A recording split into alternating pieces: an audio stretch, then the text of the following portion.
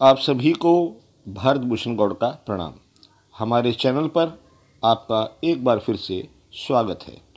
मित्रों, आज की वीडियो में हम चर्चा करेंगे कि सनातन धर्म में मृत्यु के बाद 13वें दिन 13वीं क्यों की जाती है। सनातन धर्म में जन्म से मृत्यु तक 16 संस्कार होते हैं, जिनमें अंतिम संस्कार है मृत्यु संस्कार, और यह सबसे लंबा चलने वाला और जटिल संस्कार भी है। शव को अग्निदाह करने के बाद 13वें दिन इस संस्कार को किया जाता है।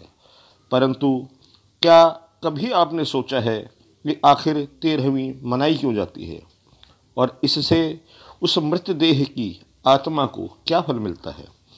अगर इसके बारे में आप नहीं जानते तो आज इस वीडियो के माध्यम से जानेंगे 13वीं के महत्व के बारे में, जिसका वर्णन गरुड़ पुराण में किया गया है।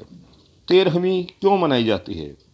गरुड़ पुराण में बताया गया है कि जब भी किसी की मृत्यु हो जाती है तो मृतक की आत्मा अपने परिवार वालों के आसपास ही भटकती रहती है, क्योंकि मृत्यु के बाद मृतक आत्मा में इतना बल नहीं होता कि मृत्युलोक से यमलोक की यात्रा तय कर सके।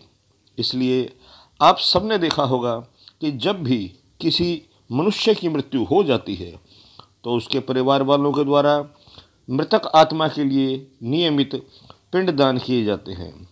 गरुड़ पुराण के अनुसार मृत्यु के बाद 10 दिनों तक जो मृतक के निमित्त पिंडदान किए जाते हैं, उससे मृत आत्मा के विभिन्न अंगों का निर्माण होता है।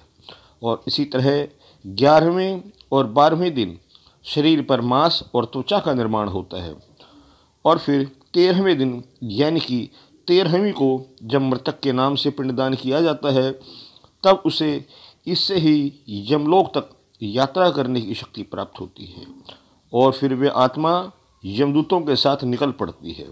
यह शरीर का निर्माण होने से तात्पर्य सूक्ष्म रूप से आत्मा के लिए एक देह का निर्माण होना है। गरुड़ पुराण की माने तो मृत्युलोक से यमलोक तक जाने में मृत आत्मा को 1 साल अर्थात 12 महीने का समय लगता है। मित्रों, यह भी माना जाता है मृतक के परिजनों के द्वारा इन 13 दिनों में किया गया पिंडदान 1 वर्ष तक मृत आत्मा को भोजन के रूप में काम आता है।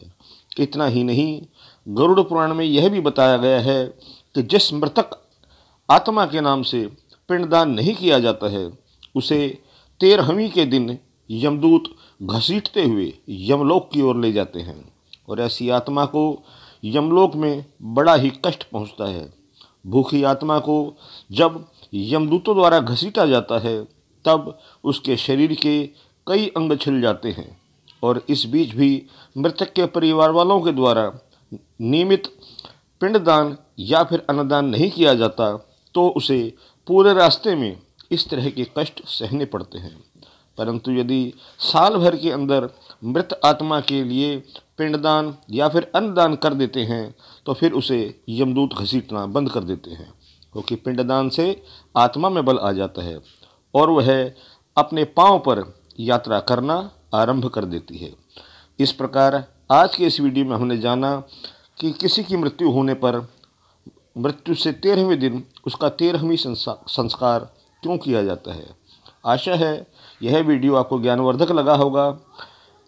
आशा है कि आप हमारे इस वीडियो को लाइक करेंगे, शेयर करेंगे, हमारे चैनल को सब्सक्राइब करेंगे। आप सभी को भारत भूषण गौड़ का प्रणाम।